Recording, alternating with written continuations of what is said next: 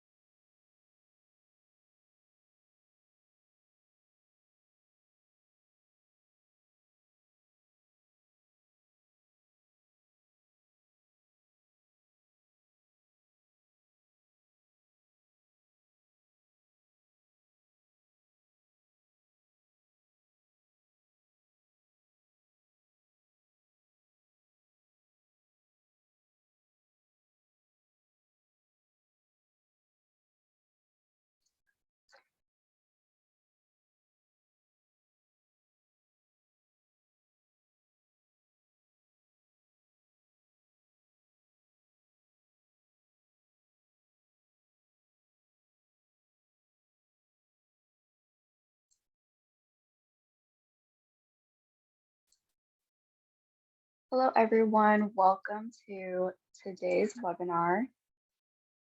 I'll give a couple minutes here so everyone gets settled, get into the webinar.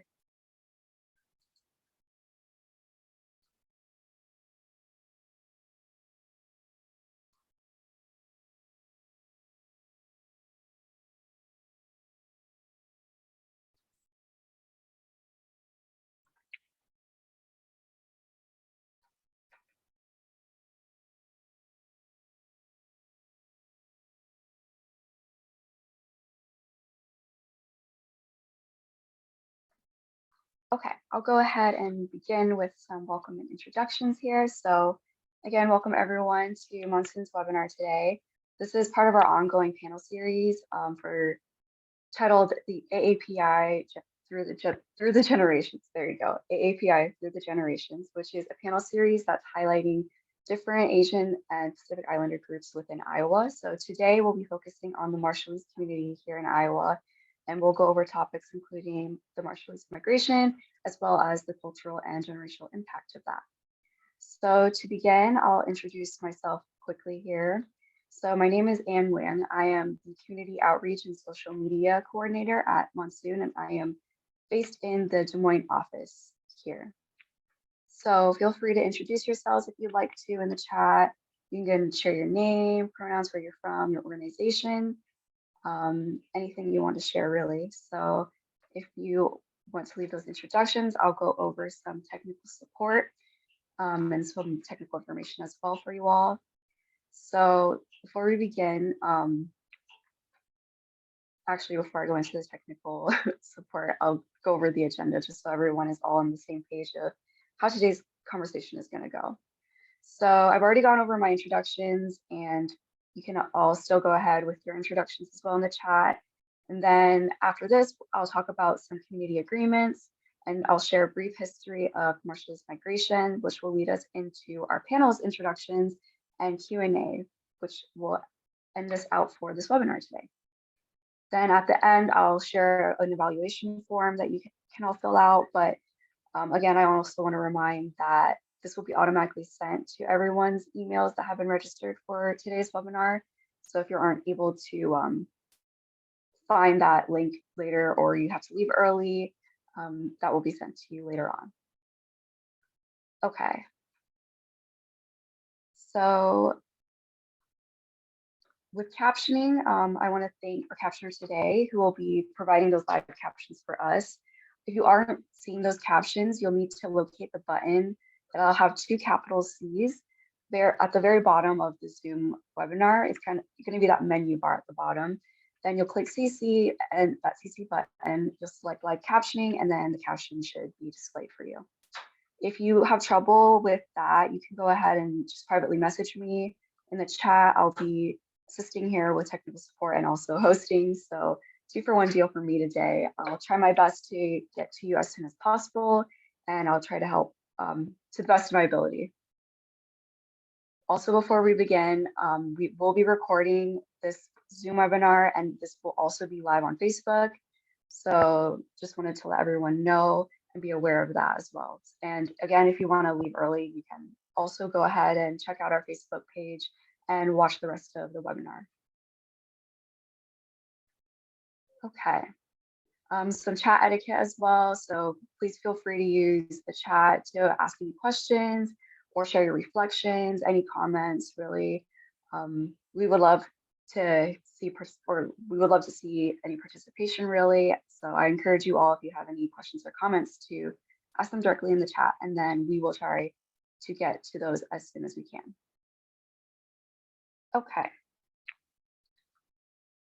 So for some community agreements, they're listed here. I won't go into each of them, but it's just an overall reminder for us to create a safe space for everyone today, because at the end of the day, we want to use this as an area for us to really welcome in hard conversations, and we want to be supportive to one another. And we can do that by showing mutual respect and just being understanding of each other as well. Okay. So if there's no questions, I'll go into the history of Marshallese migration here. So we'll start around 1946 up until 1958, which is when the US was testing nuclear bombs in the Marshall Islands during the Cold War. And because of this, lots of areas had to be evacuated. Some areas were completely destroyed. And as the lasting impact of these nuclear bomb testings, the Marshall Islands has seen radiation and climate change, leaving that lasting impact. Then in the 1980s, immigration from Marshall Islands to the US first starts, but around here, very few were able to seek or attain citizenship. Then in 1983, the US had signed an agreement called the Compact of Free Association. So this was an agreement between the Marshallese and US government, which allowed the island population in the Marshallese Islands to move and work in the US without a visa. Later on in the 2000s, there was a second wave of migration, and this was due to numerous layoffs in the Marshall Islands that occurred. And around here, there were 7,000 Marshallese that were settled in the US, according to the US Census at the time. Then later in 2010, the US Census saw a very big rise in the Marshallese population, and it has grown to 22,000 now. Okay, so now that I've gone over that, I'll introduce our panelists here. So we have with us Adna and Maggie. Maitha was not able to make it today. So Adna and Maggie, I want to thank you both for being here and for being part of this conversation. I really appreciate it a lot, and I'm excited to hear about your stories and experiences as well. So I want to pass it to you both now. If you'd like to go ahead and introduce yourselves, you can talk about where you've lived in Iowa or any organizations you're involved with, anything you'd like to share, really.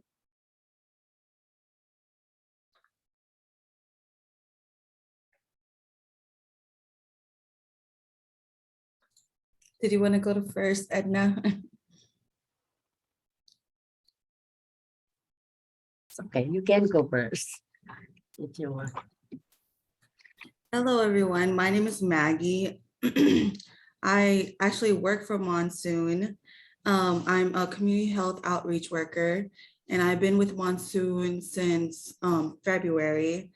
And I guess I first migrated to the US when I was in 1995, when I was just 4 months old, to Oklahoma, Oklahoma. And then since then, I've been a little bit all over the place. I went around 2002 through 2006 when I was in elementary. I was here. Well, not here. I was in Iowa at Waterloo. And then I moved to Florida and then back to Oklahoma. And then now I'm back in Iowa. Oh, lots of traveling. Yes, lots of traveling. But I am a second-year student at NICC. I have 2 beautiful kids, and I'm happy to be here. Thank you so much, Maggie. Adna, if you'd like to go next. Hi, everyone. My name is Adna, Jeik, family navigator, serving Marshallese family. Marshallese population here in Sibok with child health specialty clinics. I born and raised in Marshall Island, Mesero, Marshall Island. The capital city, Mesero is the capital city of the Marshall Island. And I came to US back in 2001. And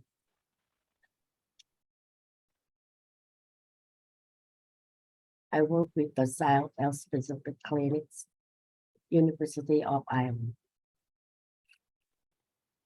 Thank you, Adna. Thank you so much for that intro. It's nice to have you both here. So now I'll begin with our Q&A. So if you, to start us off, if you'd like to tell us the story of how your family or you came to the US and later Iowa. And I leave it up to either of you, whoever wants to go first. Okay. So my family first came, to start from the beginning, my parents came to the US first to go to Job Corps before I was born. And then they went back to the Marshall Islands where I was born. And then we came back to the US at 1995 at this little town called Enid, Oklahoma. There's a lot of Marshallese there as well. We went because there was family there already. We were one of the first Marshallese to be in Enid. So there was probably like 5 or 10 families starting off at Oklahoma. And later, when I was in elementary, I came to Iowa. And because my dad is a pastor, we came to Iowa, Waterloo, Iowa, to be specific. And then I went back to Oklahoma. And now last year, I came back here to Dubuque, Iowa. Thank you, Maggie, for sharing.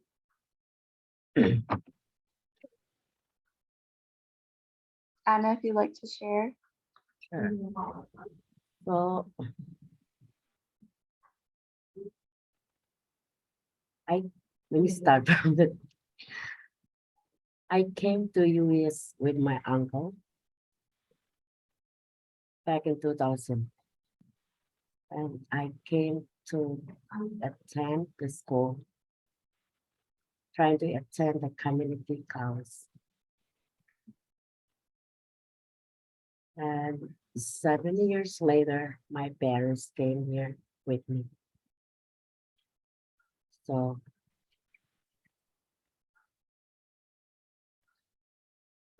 we've been in Dubuque around, 20 years or 21 years. So we all, my sister and brother, they're all years. Except one of my brothers still back in Marshall Island. Thank you, Adna. So was it just Sorry, in I'm Dubuque nervous. Oh no, it's okay. I'm nervous too. We're all nervous. But that's okay.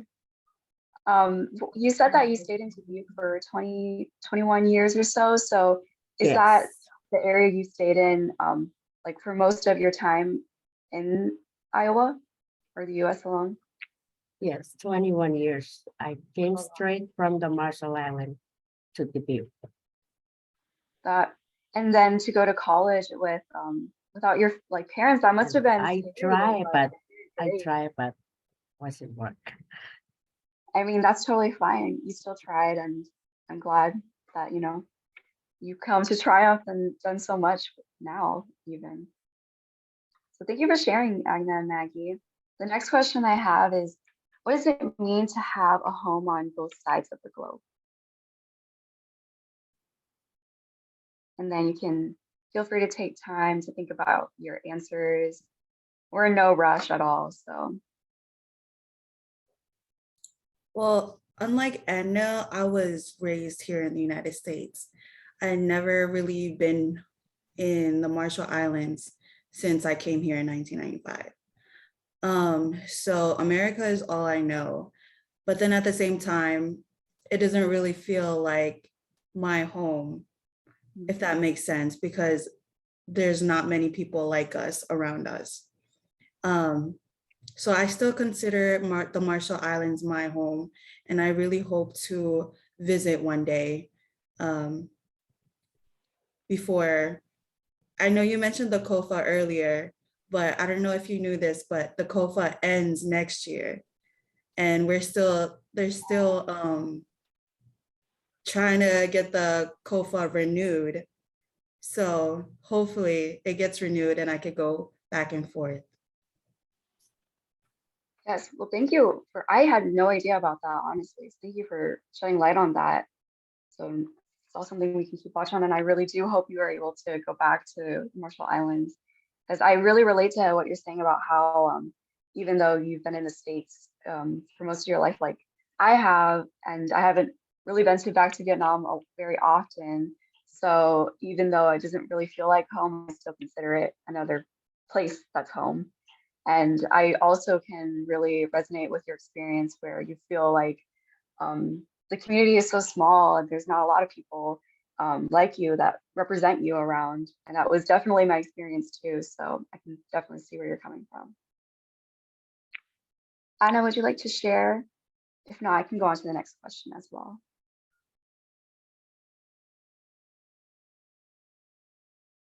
I'm with Maggie. Yeah, Marshall Island is the place where I grew up, and I I remember I went visit back in 2003 when my first child, when my daughter was born. So after 1 month, I came back here. And also in 2010, I went back again to visit, and it was a lot of different because it's like all our friend and family, almost our family and friends, they're not in Marshall Island there. They already in US. So I hope to go visit again, but due for the COVID-19, we can do, we can go anymore. Hopefully one day. Yes, hopefully. I hope so. Next time, take me with you.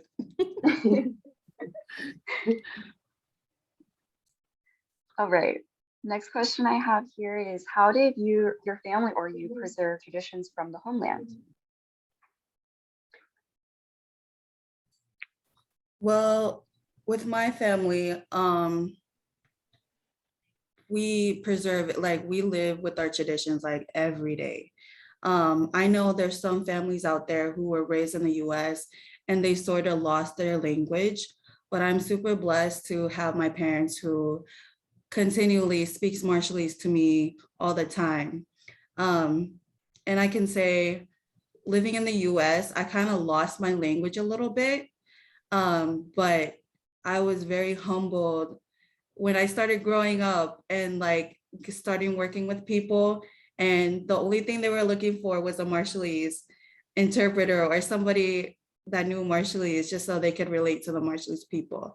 So I wouldn't be at the position I'm at if I didn't relearn my language and preserve my traditions. Thank you, Maggie.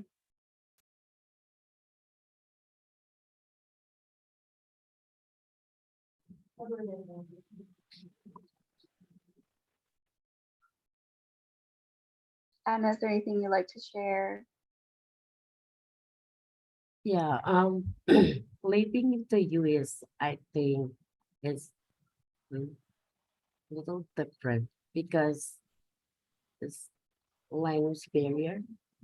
And I remember when I first came to US, I never know how to speak English. So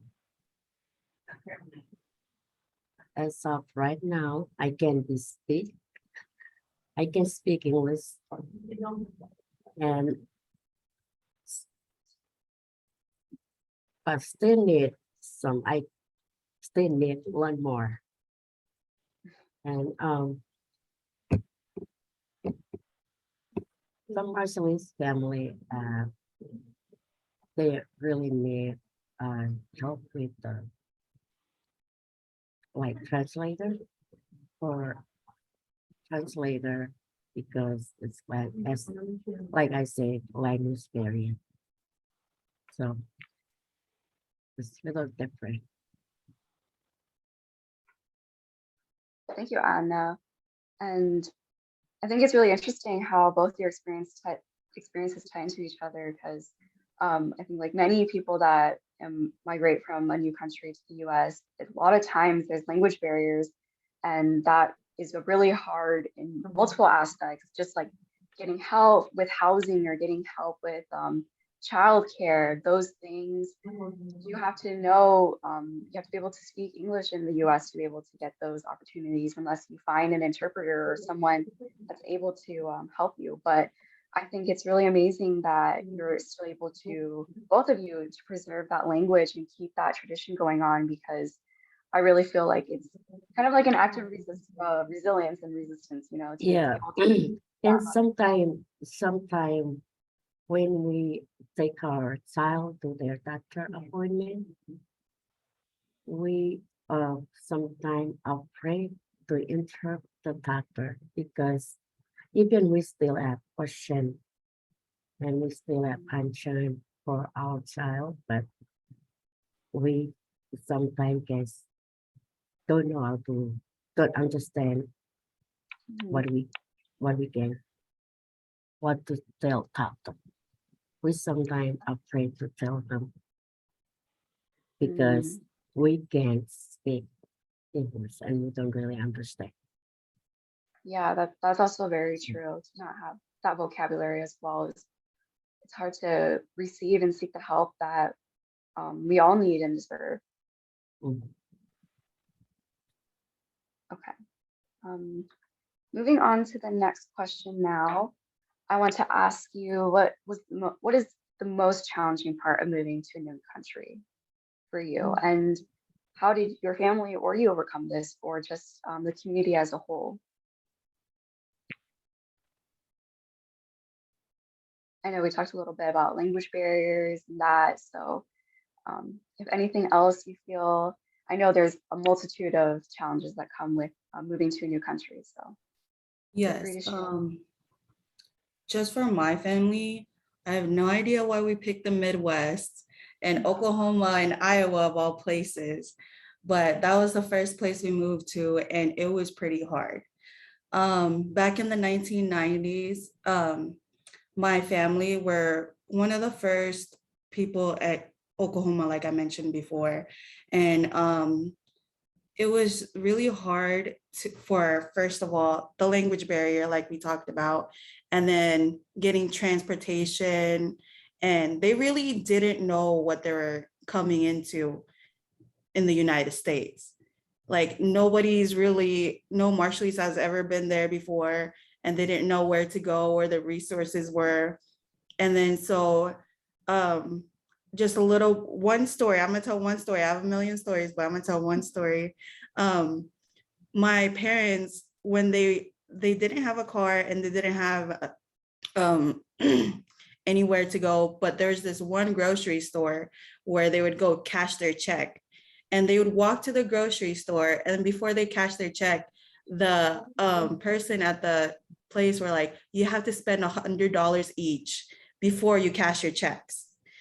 And then back then we didn't know that we were being discriminated against, but now we know. Now that we look back, we're like, wow, they really did us dirty. But that place was shut down as they should be, but it's really been hard. And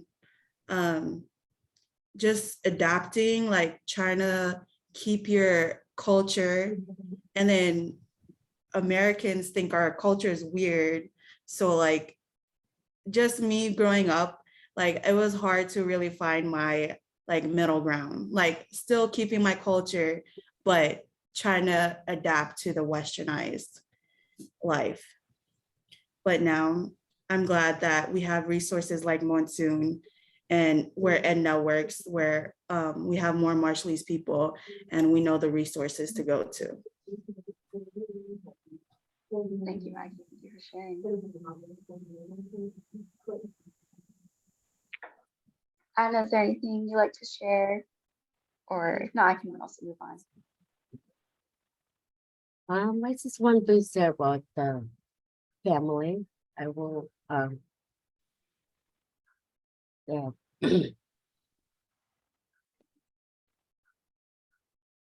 Like for example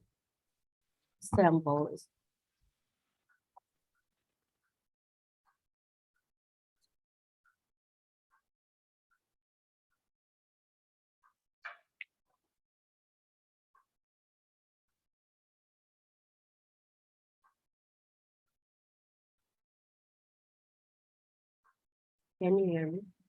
Yes, yes. Okay. You're muted for a bit, but we can hear you now. Yeah, like for the Marshallese family, we sometimes uh fearful that the translator when like when they go to doctor, we, we sometimes Oh, I think you muted again, Adna. Oh, there we go.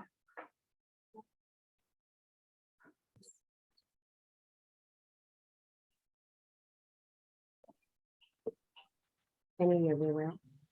Yes, yes. Okay.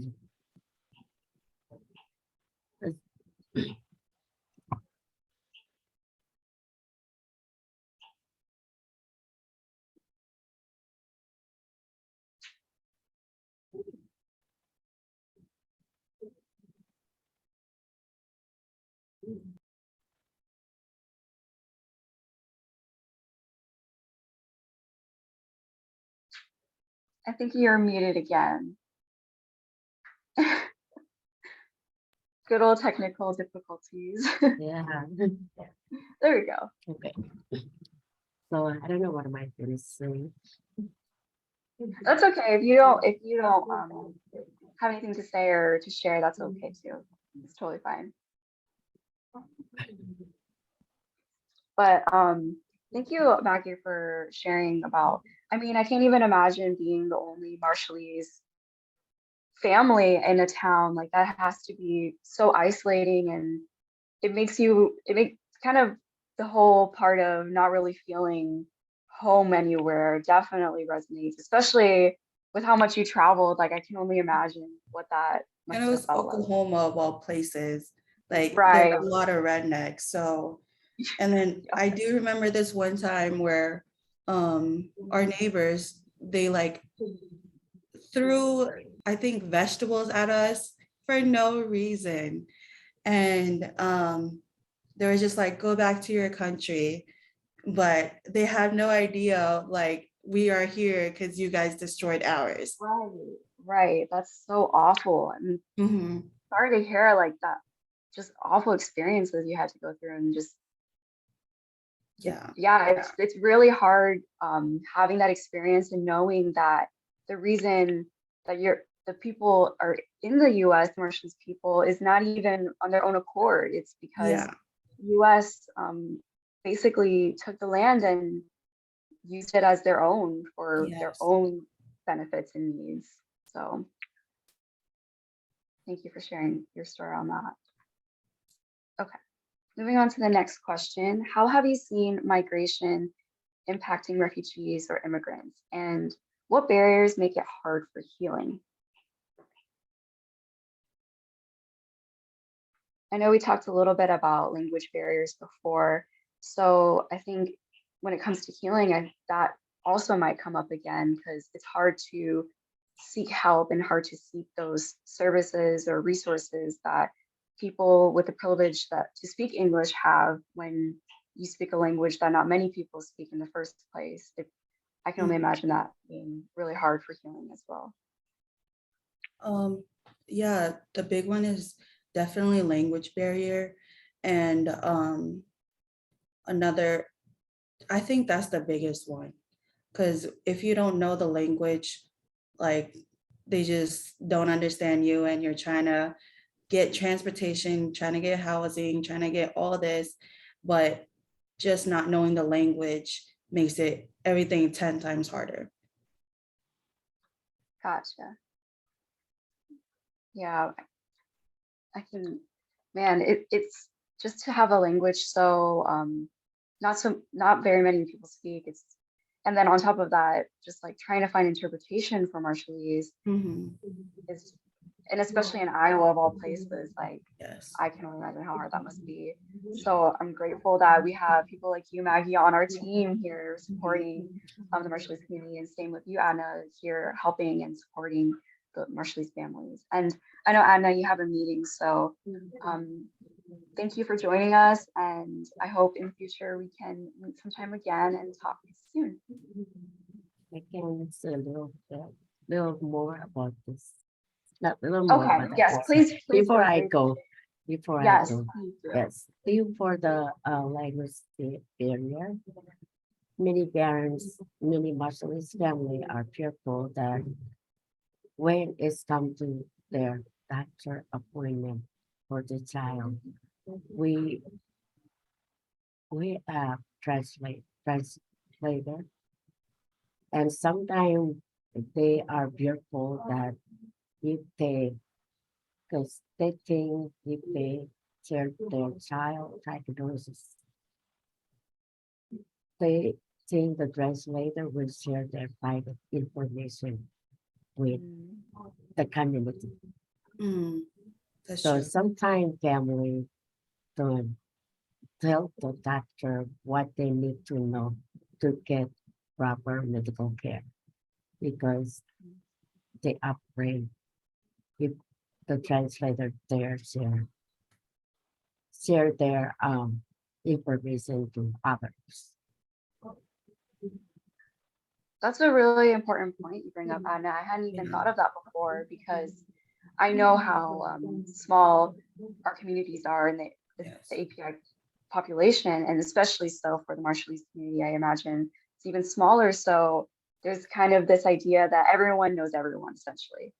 And that definitely comes with difficulties when it comes to translating, and especially with something so personal and intimate like medical needs. So that's something I didn't even think about before. So thank you for sharing. Okay, the next question, or before I go into the next question, I have this quote here. And this is from the Refugee Week in UK, which is an organization that hosts one of the largest Refugee Week celebrations within Europe. So this quote says, "Healing means recovering from a painful experience or situation so that we can continue to live. No one understands this better than those who have lost their homes and had to build new lives from scratch. We have much to learn from refugees about holding on to hope when going on seems impossible, as well as about how art, creativity, and community can help us to heal." So with that being said, I want to ask you, what ways have you seen the Marshallese community healing, and how can we take a positive role in healing community trauma?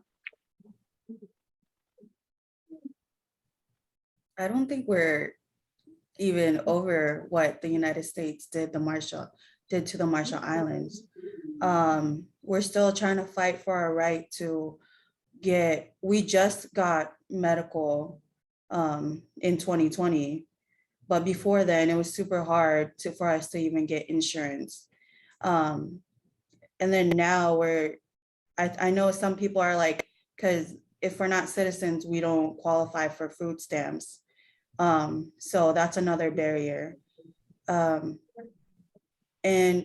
I guess no matter what the Marshallese people are going through, I'm so happy that we always stick together. And us like doing Constitution Day and like stuff like that is just a form of us healing. And it's funny that you mentioned the word refugee. Marshallese are still considered refugees, especially now because of climate change. We call ourselves the climate refugees because Marshall Islands and other Pacific Islands will be the first to go if the climate change gets worse. Currently, we're at 1.5 meters, but if it goes more than that, then the Marshall Islands will essentially drown and it'll be gone. And then we actually have to come to the United States and nobody can live at the Marshall Islands anymore. Wow, I definitely see where you're coming from when you say that the community still has a lot of healing to do, honestly. And I can only imagine, to have your home taken from you from a place that won't even allow you the decency of human rights to Mhm. Medicare or medical help and insurance and all of that, and the barriers to even gaining citizenship so you can get the government assistance. And I think, at least for me being outside of the Marshallese community, the role I see myself taking is honestly just doing my own research and really looking up all the history of the Marshallese community coming to the US in the first place, why that even happened, how that's affecting the Marshall Islands to this day, and then how it continues to affect the Marshallese communities in the States. And I think any viewers or anyone else listening that isn't from the Marshallese community, I think that's how we can take a positive role in trying to uplift and better the Marshallese community, because there are so much systemic issues that really don't help and have really, I guess, let me try to put this in a way. It's made it harder to heal Yeah. because just having, like, before, the basic human right of receiving medical help and all of that, it's still not here. And I think that's, I'm very grateful that I have you here today, because before this, I had never really learned much about the Marshallese community or the history of Marshallese migration either. So to hear the history and to hear, even to this day, like the racism you saw and experienced as a kid and growing up in the US, and how it even continues to this day, like it's shocking, but it's a necessary conversation to have, because without this conversation with you, I wouldn't have known, and I wouldn't be able to do my own um, research and then be able to share with others to really start getting this ball rolling of why the US like is leaving so many people behind, you know? Yeah. Okay. So Adna, I believe now is left because she has a meeting. So it's just going to be us two now, Maggie. Okay. Um, The next question I have for you is, how has the expansion of Marshallese migration over the last several decades enriched the overall culture in the US? And this is our last question, so feel free to take your time answering or share your own reflections or other things you want to share. I mean, we bring a lot of, I think we're still in the planning stages of migration. Like we're still trying to get our names out there. Not many people, if you go outside of Dubuque or Oklahoma or Arkansas, nobody knows what Marshallese people are. So we're still trying to get our name out there and trying to um, get people to realize that the climate change back at home is happening right now. And they predicted at 2035 that it will be completely covered in the ocean. So we don't have much time left, but I guess we're still trying to enrich, I guess, the US, the culture in US, but yeah. Yeah, and I think there's so much the US can benefit from experiencing and seeing the very historical and deep and rich traditions and cultures that the Marshallese people share. And so I hope that one day we're going to be able to really see the community shine in ways that we don't see now because the barriers we talked about.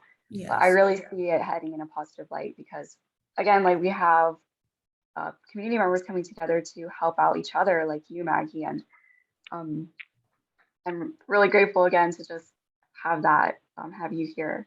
And I want to ask you as well, like for people listening in and for myself as well, like how do you see or what would you suggest for people, like what research or what things should we look into and how can we help and be part of enriching the Marshallese community?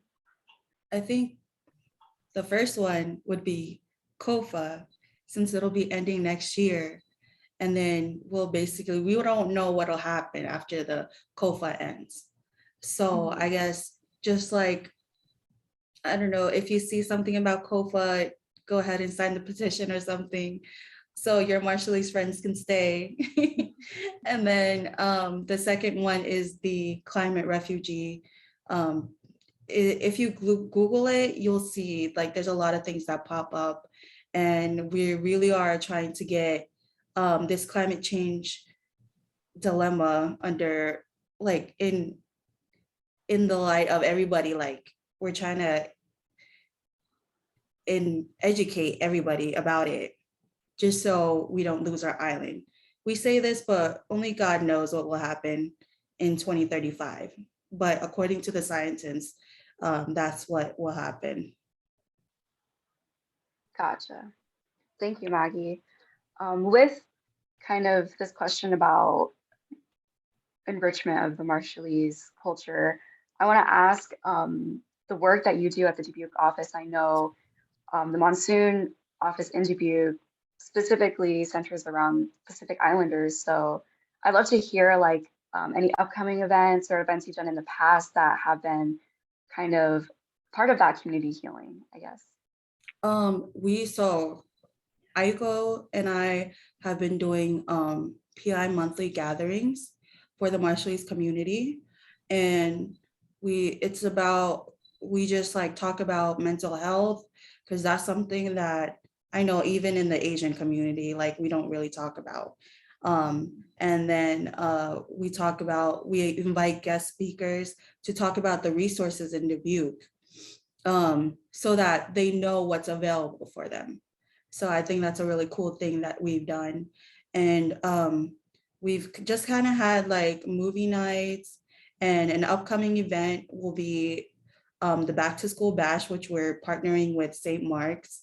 And they'll be helping kids get school supplies, and we'll be there translating and helping Marshallese families just get used to their surroundings and get used to the school environment, because there's a lot that just migrated from the Marshall Islands. And then 𝐼KO's event, which is the mini festival, which will showcase our Marshallese culture.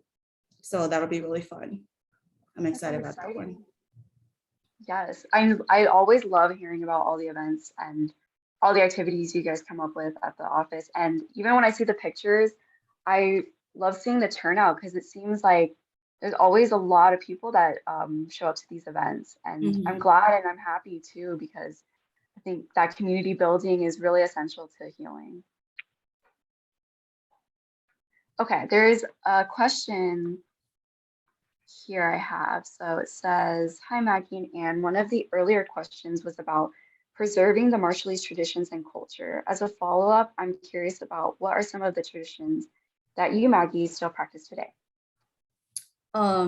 So respect. Usually we still, even since we're in the United States, even if we're in the United States, I mean, we still respect our chiefs in the United States. Like if we're going to parties, and another one is gamims. We call it gamims. It's like the Marshallese Sweet 16, except we do it for 1-year-olds instead of 16-year-olds. So cute. If the baby turns 1, then it'll be a big party. And then another one that we do, well, me personally, like we take off our shoes before we go into the house as a sign of respect. And of course, we respect our elders as one. And there's a lot of other cultural, like we respect, it's like always elders and then men and then women. So we're still trying to adapt to that, but we're trying to make women feel like they could put themselves first, if that makes any sense. But yeah, totally. We still practice that today. Yeah. And it's hard to change it now that we're in the United States. I love it, but then there's some barriers that come with that cultural practice. Gotcha. I know in their last panel session, which was the Asian Americans in Iowa, one of the panelists brought up how the nowadays with the next generation, the newer generation that have grown up in the US and weren't part of the migration and all of that, they they feel the ability to kind of choose and pick what part of tradition to carry on and which parts to leave behind. So I think that's kind of like what you brought up about how there's the kind of like that hierarchy, right? But Mhm. now we can like pick and choose. We still want to respect our elders. We still want to respect our chiefs and all that, but we can also uplift and respect women in the same way we do with men. Yes. So I definitely see that. I know you mentioned Constitution Day. I haven't heard of that. So could you share with me what that is? Is that like a holiday, cultural, or what's the meaning and representation behind it? So the Constitution Day is like basically our Independence Day. We celebrate it, I think the third, it's usually the end of May, somewhere around there. Um, and we do a little ceremony in the beginning. Girls do flag dance with the Marshallese flag. And then afterwards, we play baseball games, volleyball games in honor of Constitution Day. I love that. That's lovely. Mhm. And I'm sure there's going to be a lot of traditions you pass down to your children. I want to Yes. ask, did you also do the 1 year type of celebration for your kids? Yes, I did do it for my daughter and son. Oh, that's so exciting. I'm really glad, and I love to see and hear about that tradition passing on. So thank you again, Maggie, for being here. That is You're all the questions welcome. I have for you. And if anyone else has any questions they want to ask, please feel free to. If not, though, I'll just kind of go into some closing remarks here. So, again, thank you so much, Maggie, for being part of this conversation. I really look forward to all the events that you're going to be a part of in Dubuque, and I just can't wait to be there and to support your future work. I also wanted to thank Adna, although she's gone now at our meeting. I again want to thank her for being here. And of course, I want to thank our captioner for providing the live captioning services for today's event. And a big thank you to everyone here that took time out of your day to come and support Adna, Maggie, and Monsoon as well. There is going to be an evaluation form that will be sent to everyone, and that's to all registered folks. So if you can, we really highly appreciate you filling out this form. It kind of helps us form new webinars in a better or more interesting way. So with that being said, I hope everyone has a wonderful week, rejuvenating weekend, and thank you all again for being here. Thank you. All right, bye Maggie, bye everyone. Have a good day.